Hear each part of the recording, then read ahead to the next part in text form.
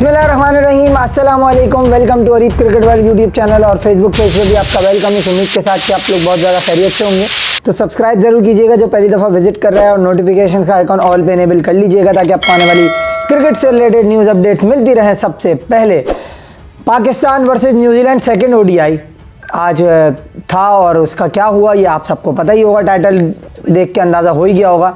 तो दो तरह के लोग होते हैं यार, आज मैं आपसे एक बात करूं, और एक तो लोग यही होते हैं कि इंसान एक परफॉर्मर है अगर कंसिस्टेंट तो उसको सर पे चढ़ा लेते हैं, उसकी गलत परफॉर्मेंसेस को भी क्रिटिसाइज़ नहीं करते या करना नहीं चाहते, या उनको तमीज़ नहीं है क्रिकेट समझने की।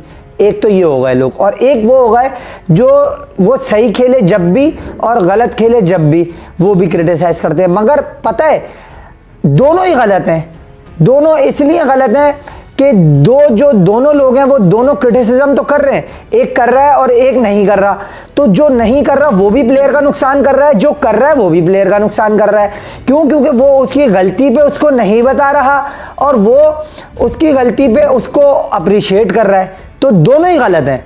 आज मैं आपसे जो बातें करूंगा वो सिंपल सारी बातें होंगी। मैं आपके सामने फैक्ट्स रखूंगा अपनी क्रिकेटिंग नॉलेज से रिलेटेड जो मुझे है, और फिर आप डिसाइड कीजिएगा कि क्या जो मेरा एनालिसिस है आप उससे एग्री करते हैं या नहीं।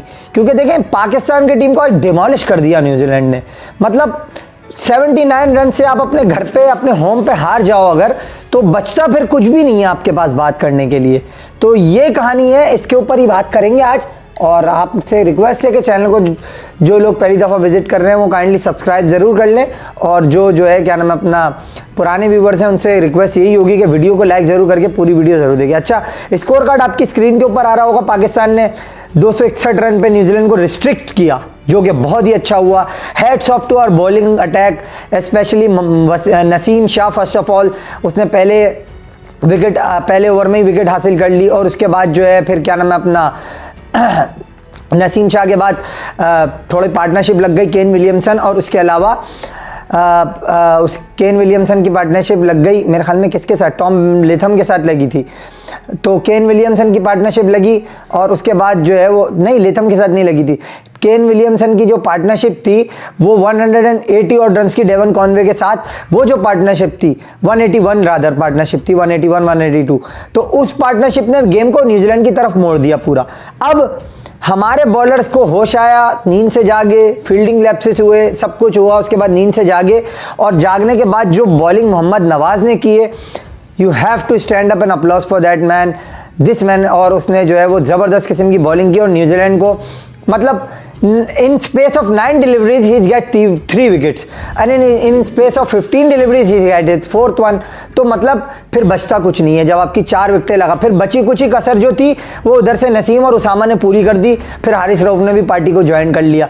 तो इस तरीके से न्यूजीलैंड की टीम की जो कलेप्स आया, वहां से न्यूजीलैंड 262 पे रुक गया। अब बात क्या आती है, ये स्कोर 320 330 इवन 350 पे भी जाता, बट ये हमारे बॉलर्स का कमाल था जो उन्होंने इसको रोक लिया। अब आप देखें हमारी बैटिंग, मैं अभी क्रिटिसिज्म पे नहीं आया हूं, मैं अभी आपसे सिर्फ क्रिकेट की बात कर रहा हूं। अब देखें आप समझना है आपने, देखो क्रिकेट को समझना भाइयों, सब भाइयों से मैं रिक्वेस्ट करूंगा। मैं अगर बाबर आजम का दुश्मन हूं तो मैं हमेशा ही गलत बात करूंगा, बट मैंने उसको कभी क्रिटिसाइज इस तरीके से नहीं किया, और ना आज कर रहा हूं मैं, ना रिजवान को कर रहा हूं। मैं तो आपके सामने एक फैक्ट रख रहा हूं, आप उसके बाद देखें और फिर आप अंदाजा कर लें कि मतलब क्या हमारी टीम बेहतर राह पे गामजन है या नहीं। अब आप देखें बाबर आजम के स्कोर नेदरलैंड, जिम्बाब्वे इनके खिलाफ आते हैं, किसी बड़ी टीम के खिलाफ उनका स्कोर जीत में नहीं है। देखिए इस अल्फाज को याद रखिएगा, जीत में नहीं है। अब आप लोग लेके आएंगे मेरे सामने, मुझे पता है वो वाली इनिंग जो उसने न्यूजीलैंड के अगेंस्ट खेली थी वर्ल्ड कप 2019 में, वो इनिंग भी अगर आप देखो उसमें हारिस सोहेल के ग्लिम्स नहीं आते अगर, तो वो इनिंग भी बिल्कुल हार में चली जाती। तो आपके सवाल का जवाब मैंने पहले ही दे दिया, इससे पहले आप कॉमेंट करें। अब आज क्या हुआ, पाकिस्तान की 2 विकेटें जल्दी गिर गई, इमाम और फखर दोनों आउट हो गए। इमाम शॉर्ट बॉल को पुल करते हुए, लॉकी फर्गसन का 149 का पेस है, 150 का रादर, इतना पेस है, आप उसको पुल कर रहे हो, आप शॉर्ट बॉल को जज नहीं कर रहे हो। उसने आपको बाउंसर किया, उसकी लेंथ इतनी जबरदस्त है और उसकी जो हाइट थी वो परफेक्ट हाइट थी, उसने बॉडी पे आपकी बॉल किया और स्पेस के साथ बॉल किया, आपने टॉप एज पे खड़ा कर दिया बॉल। इससे पता चल गया आप कितने बड़े बैट्समैन हो, आप शॉर्ट बॉल को नहीं खेल पाए। और फखर जमान स्लैश करते हुए आउटसाइड दी ऑफ स्टंप, उन्होंने ड्राइव इनवाइट किया, वो तो कहते हैं ना दोनों ही फंस के आउट हुए, बट दोनों का ये शॉट बनता नहीं था, अपनी गलती से आउट हुए दोनों। तो आप लॉगी फर्गसन वाली बॉल पे कह सकते हो उसने बचाया, but at that level you have to understand how to play short ball and how to play a bouncer with that pace of like Logie Ferguson which he have। तो अगर आप इसको देखो, अब बात यहां पे नहीं खत्म हुई, 7 पे हमारे 2 आउट हो गए, 6-7 पे। अब आए बाबर आजम और रिजवान। अब आप इनकी पार्टनरशिप देखो, 55 रन की 100 बॉलों पे, 100 बॉलों पे ये पार्टनरशिप, जिसमें रिजवान ने, मोहम्मद रिजवान, जिनको हम पता नहीं सर पे चढ़ाया हुआ है, हमारे कुछ लोगों ने, उनको क्रिकेट की तमीज तो है नहीं, बस सर पे चढ़ाया हुआ है कि ये है वो है। भाई रिजवान से कोई शिकायत किसी को नहीं है, as a person he is a gem. But if you talk about ODI cricket, तो अब आप उनकी परफॉर्मेंसेस चेक कर लो, लास्ट 10 ओडीआईज में आपको पता चल जाएगा। 51 मैचे, 7 50 200 29-30 उनकी एवरेज है। आज उनका जो स्ट्राइक रेट था, आप अंदाजा लगा लो, 28 रन 50 बॉले। आप मुझसे, मैं आपसे क्रिटिसिज्म नहीं कर रहा, मैं आपसे सवाल कर रहा हूं, आप मुझे बता दो यार, कौन सी ओडीआई क्रिकेट की, मॉडर्न क्रिकेट में आजकल की 50 बॉलों पे 28 रन आप जस्टिफाई कर सकते हो? अगर आप कर सकते हो सर, तो मैं फिर ये काम करना छोड़ देता हूं, यही कर सकता हूं ज़रा, फिर मैं यही समझूंगा मुझे नहीं तमीज क्रिकेट की। अब बाबर आजम पे आते हैं, 114 बोले, 79 रन, 56 मेरा ख्याल में उनका स्ट्राइक रेट बनता है शायद, ठीक है। अब आप मुझे ये बता दो यार, ओडीआई क्रिकेट, आपका कैप्टन पूरा वक्त क्रीज पे रहा, लास्ट में आउट हुआ वो, आपका स्ट्राइक रेट ये था। इन दोनों ने, both are the culprits to be honest, इन दोनों ने आके मैच को फंसाया। इन दोनों ने जब ज्वाइन किया तो वही जो 5 पॉइंट समथिंग का रिक्वायर्ड रन रेट था हमारा, उसको ये लेकर गए 7 पे। अब आप अंदाजा लगा लो गेम खत्म कहां पे हुआ, जब आप इस तरीके के डॉट बॉल्स खेलते रहोगे, स्ट्राइक को रोटेट नहीं करोगे, मतलब बॉलर्स के हाथों में आप बैटिंग करोगे, फील्डर्स के हाथों में आप बैटिंग करोगे, अपोजिशन कैप्टन के हैंड्स में आप खेलोगे, तो आपकी टीम कैसे जीतेगी? सवाल सारे ये हैं। अब कौन वो क्रिकेट एनालिस्ट है जो इस चीज को जस्टिफाई कर सकता है कि भाई ये रिजवान की जो इनिंग थी 50 पे 28, बाबर की जो इनिंग थी 114 पे 79, ये ठीक इनिंग्स थी, और इसने भागे। और जो लोग बाबर आजम की इनिंग्स को वेल प्लेड कह रहे हैं, मैं लानत भेजता हूं हर एक शख्स पे जो बाबर आजम की इस इनिंग को बोल रहा है वेल प्लेड। अबे लानती हो, ये तो बताओ कि उसने बॉलें कितनी खेली हैं, उसका स्ट्राइक रेट कितना है। हर वक्त का तुम लोगों का ये किंग, वेल प्लेड, नंबर 1, ये आसमान पे चढ़ा दिया है तुम लोगों ने उसको, उसका कोई कसूर नहीं है इसमें बाबर आजम का। बाबर आजम एक प्लेयर है, उसकी जो कैपेबिलिटीज हैं वो उस पर खेलता है, बट ये हमारा मीडिया, हमारे लोग हैं जो आके उसको सर पे चढ़ाया हुआ इन लोगों ने। इन लोगों की वजह से क्रिकेट हमारी परवान नहीं चढ़ रही। हर चौथा, मैं यहां नाम लेके आपको गिनवा सकता हूं कौन लोग हैं जो ये प्रोपेगेंडा करते हैं। फिर आके आप बात करते हो कि यार आप लोग सरफराज की बात करते हो, आप कराची के प्लेयर, अबे लानत है कराची के प्लेयर को छोड़ दो यार। आप बात कर लो रिजवान और बाबर की, चलो मुझसे आप, चाहे T20 क्रिकेट हो, चाहे वनडे क्रिकेट हो, इनका स्ट्राइक रेट का इशू हमेशा रहता है, इनका पावर प्ले में बेड़ा गर्क करना ये हमेशा हमने देखा है। Nothing against both of them, they are good players, but don't push them out of the sky, stay on their limits yaar. You have to understand these are just players and they are also humans, they can make a mistake. If you push our public at that way that they are number 1 world class or these sort of things, these cannot gonna help. आप ये तो देखो यार कि आपकी cricket कहां जा रही है। बाबर आजम बहुत अच्छा प्लेयर है, नंबर 1 पाकिस्तान का प्लेयर है, ठीक है मैं यहां तक एग्री करता हूं, मगर world number 1, world class Virat Kohli कुछ भी नहीं है, ये बातें करना, these are senseless, nothing more than that. As far as Rizwan is concern, he is got limited game, his front foot didn't move when he plays, he didn't have the shot on the offside of, you can say down the ground, or you can say mid on mid off, ये वाले shot उनके पास नहीं है।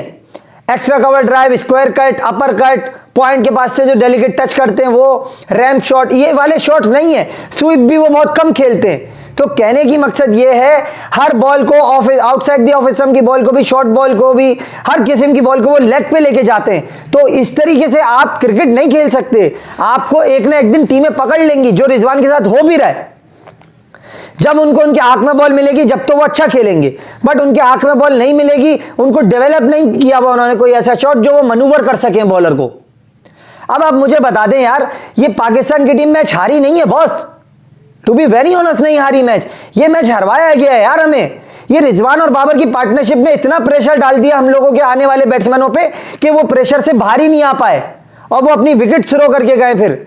क्योंकि जब आप 8 के run rate से, रिक्वायर्ड रन रेट से आने वाले बैट्समैनों से मांगोगे तो उनको भी थोड़ा सा टाइम चाहिए होता है क्रीज पे सेटल होने के लिए। सारा तो ये ले जाते हैं, उनके पास बचता ही कुछ नहीं है। आपको ये चीजें देखना पड़ेंगी। आप एक मैच की जीत पे आपकी गलतियां छुपा लेते हो, आप कब तक गलतियां छुपाओगे यार? आपको सीरियसली होके सोचना पड़ेगा कि हमारी क्रिकेट किस तरफ जा रही है। दूसरी तरफ टीमें चांद पे जा रही हैं, हम अब तक 90s वाली क्रिकेट खेल रहे हैं। मिडिल ओवर्स में स्ट्राइक रोटेशन बहुत अहमियत की हामिल होती है। जब आप स्ट्राइक रोटेट नहीं करोगे, आपके आने वाले बैट्समैन पे प्रेशर पड़ेगा, क्योंकि if somebody came into the wicket first, then it will not become the easy task for him to accelerate from the very first ball. So you have to leave something for them as well, which you are not doing right now.